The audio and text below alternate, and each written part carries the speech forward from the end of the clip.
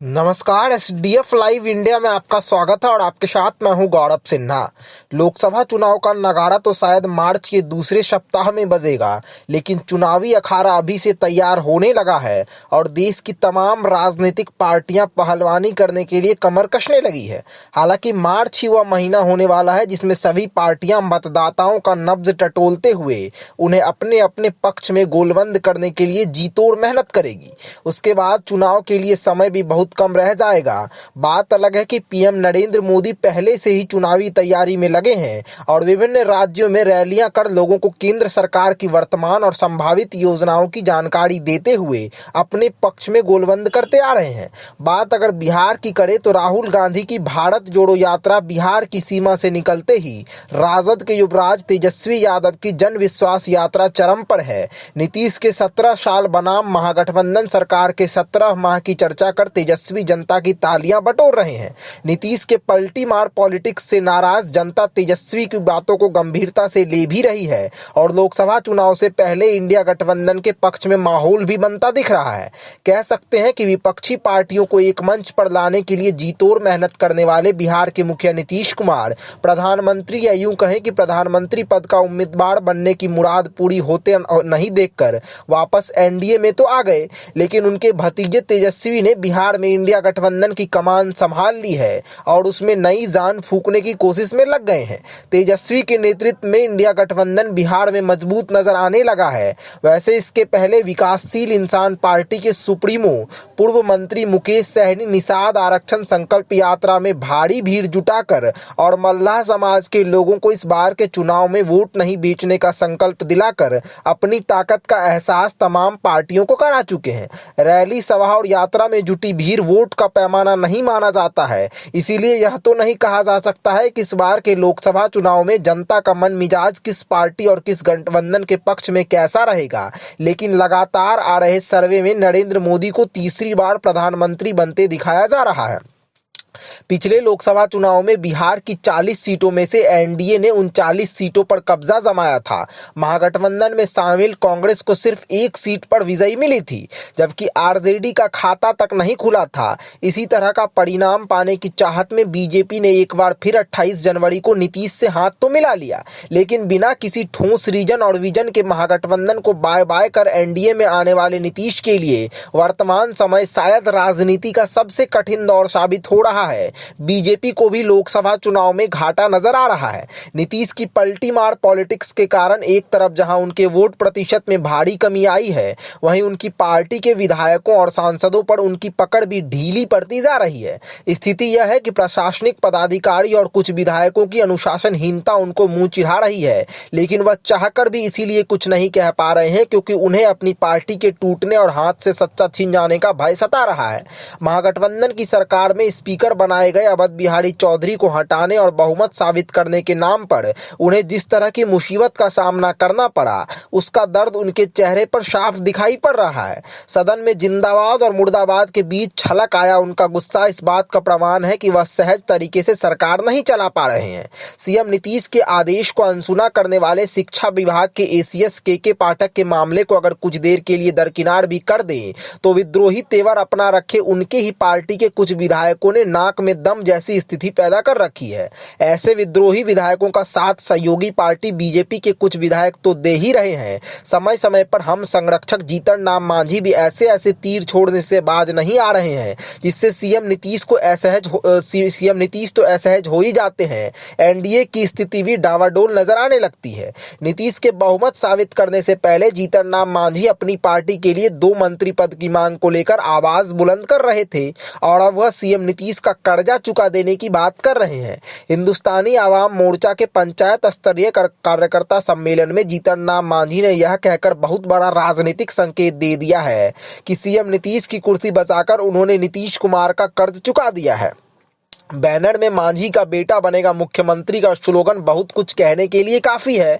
NDA नेताओं द्वारा भले ही यह कहा जा रहा हो कि गठबंधन में सब कुछ ऑल इज वेल है, लेकिन शपथ ग्रहण के लगभग एक माह बाद भी मंत्रिमंडल का विस्तार नहीं होने को लेकर सियासी गलियारे में तरह तरह की चर्चा हो रही है। वैसे विधानसभा उपाध्यक्ष के पद से महेश्वर हजारी को इस्तीफा दिलाकर सीएम नीतीश ने यह संकेत दे दिया है कि बजट सत्र के बाद मंत्रिमंडल का विस्तार जल्द हो सकता है।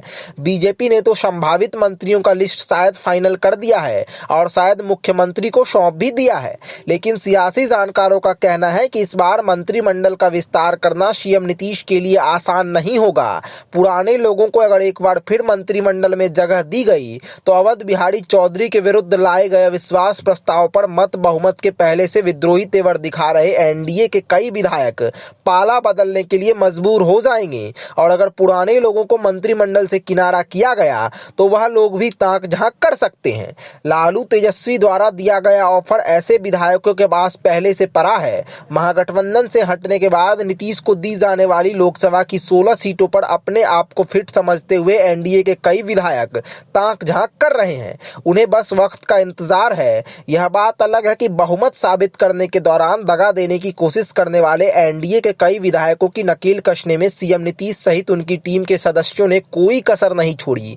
किसी विधायक का बेटा जेल गया तो किसी विधायक के पति पुत्र और कुछ कार्यकर्ता जेल में हैं और कुछ विधायकों को पुलिस के जरिए सदन तक लाया गया था। हालांकि ऐसा नहीं है कि नीतीश के एक बार फिर एनडीए में आने से बिहार को लेकर बीजेपी का शीर्ष नेतृत्व सहज है। सियासी जानकारों का कहना है कि नीतीश के आने के बाद से एनडीए में ऊहापोह की स्थिति है।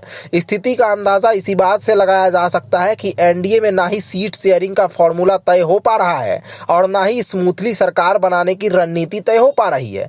ऐसा इसीलिए भी हो रहा है क्योंकि एनडीए के साथ आने के समय बीजेपी के शीर्ष नेतृत्व के साथ हुए करार के मुताबिक लोकसभा के साथ साथ विधानसभा का भी चुनाव होने की संभावना सीएम नीतीश को नजर नहीं आ रही है और वह यह सोचकर पेशोपेश में है कि महागठबंधन की सरकार में वह 160 की बहुमत के साथ मजबूती से सीएम की कुर्सी पर विराजमान थे, लेकिन एनडीए में आने के बाद उनकी कुर्सी पर खतरा मंडरा रहा है। सीएम नीतीश कुमार को यह पता है कि लोकसभा चुनाव के बाद बीजेपी उनके साथ कितनी ईमानदारी के साथ खड़ी रहेगी। बिहार के तीसरे नंबर की पार्टी का मुखिया होने का दंश झेल रहे सीएम नीतीश यह चाहते हैं कि लोकसभा के साथ विधानसभा का भी चुनाव हो जाए ताकि उनकी पार्टी सबसे बड़ी पार्टी नहीं भी तो कम से कम दूसरे नंबर की पार्टी बन जाए और आने वाले 5 साल तक उनके लिए सीएम की कुर्सी सलामत रहे। लेकिन महागठबंधन के साथ साथ एनडीए भी नहीं चाहता है कि लगभग 1.5 साल पहले विधानसभा चुनाव हो। पीएम नरेंद्र मोदी और केंद्रीय गृह मंत्री अमित शाह सहित बीजेपी के तमाम लीडर यही चाह रहे हैं कि लोकसभा चुनाव में फतह हासिल करने के बाद केंद्र में तीसरी बार नरेंद्र मोदी की सरकार बन जाए। उसके बाद बिहार में विधानसभा चुनाव की स्थिति परिस्थिति बने। इस बीच पीएम मोदी 2 मार्च को बिहार को जीतने आ रहे हैं। पीएम मोदी द्वारा दिए गए अब की बार 400 पार के नारे के साथ ही बीजेपी के रणनीतिकारों ने इसे पूरी करने के लिए कई चरणों में योजना बनाई और उसे अमलीजामा पहनाने की कोशिश रंग पकड़ती जा रही है।